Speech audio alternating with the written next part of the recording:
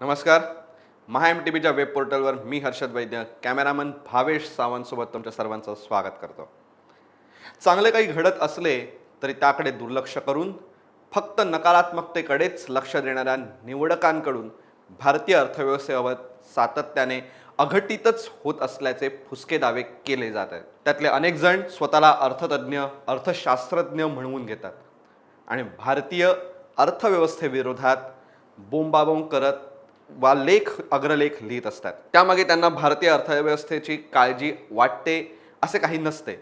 तर भारतात नरेंद्र मोदी पंतप्रधानपदी आहेत, भाजप केंद्रात सत्तेत आहे, हे पाहून आपला विरोधाचा कंडू शमवण्यासाठी काही बाई बरळत असतात. या लोकांना चांगलीच चपराक लावणारे आणि जगात भारतीय अर्थव्यवस्थाच सकारात्मकरित्या वाढत असल्याचे चित्र समोर आले आहे. नरेंद्र मोदींच्या नेतृत्वाखाली गेल्या 8 वर्षात भारतीय अर्थव्यवस्था मजबूतच होत आली आहे.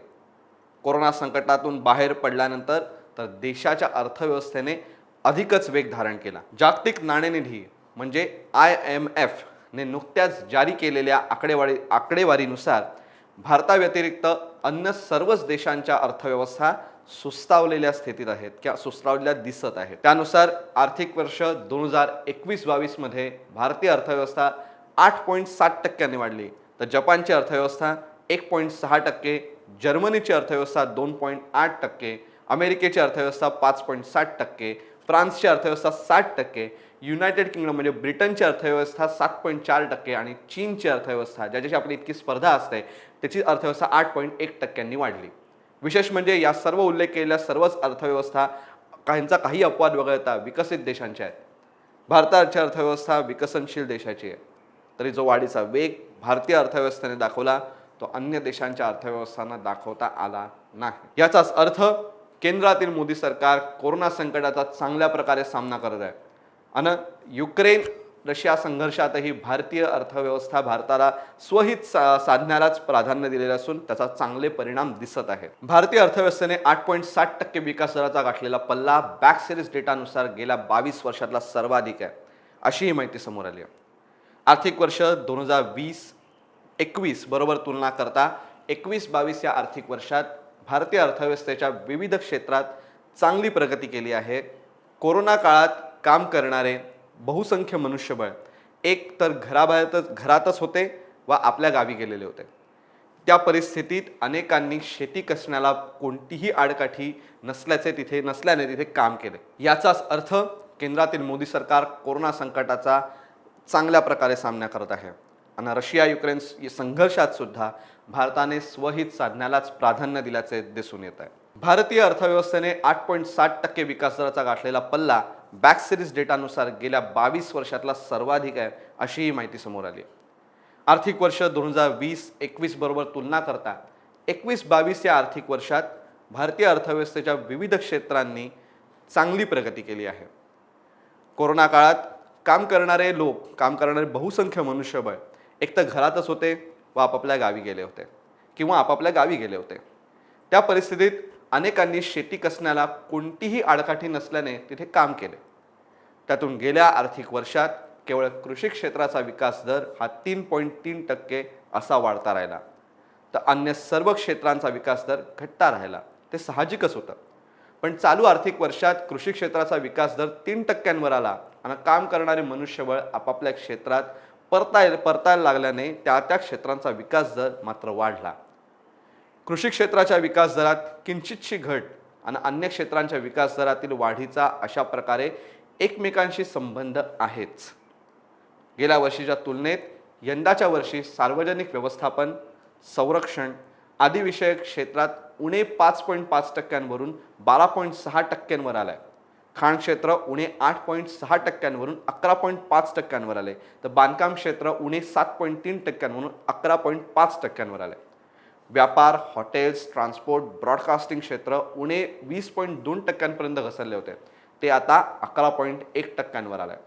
निर्मिती क्षेत्र उणे 0.6%वरती होते, ते 9.9%वर आले. वीज, नैसर्गिक वायू आदी क्षेत्र उणे 3.6%वरून 7.5%वर आलं. वित्त, स्थावर मालमत्ता आदी विषयक क्षेत्र 2.2%वरून 4.2%वर आले. म्हणजे जवळपास प्रत्येक क्षेत्राने जोरदार विकास वाढ नोंदवल्याचं या आकडेवारून स्पष्ट होत आहे. कोरोनाचे वैश्विक संकट, रशिया युक्रेन संघर्षामुळे पुरवठा साखळीमध्ये निर्माण झालेल्या अडथळ्यांच्या पार्श्वभूमीवर भारतीय अर्थव्यवस्था व अर्थव्यवस्थेतील विविध क्षेत्रांनी दाखवलेले विकास गती नक्कीच वाखाणण्यासारखी आहे. पण जागतिक परिस्थितीचे कसलेही भान नसलेल्यांना बोलण्याची आणि लिहिण्याची संधी मिळाली की त्यांच्याकडून मात्र याचा विचारच केला जात नसल्याचं दिसत आहे. कारण त्यांना फक्त मोदी व भाजप विरोधात बडबडण्याची हौस असते. भारतीय अर्थव्यवस्थेच्या दृष्टीने आणखी एक चांगली आनंदाची बाब म्हणजे एप्रिल महिन्यात गाभ्याच्या 8 क्षेत्रांचे उत्पादन 8.4% इतके राहिले आहे. गाभ्याच्या 8 क्षेत्रात कोळसा, कच्चे तेल, नैसर्गिक वायू, रिफायनरी उत्पादने, खते, स्टील, सिमेंट आणि विजेचा समावेश असतो. गेल्या वर्षीच्या एप्रिलच्या तुलनेत त्यात 8.4%ची वाढ दिसून आली आहे.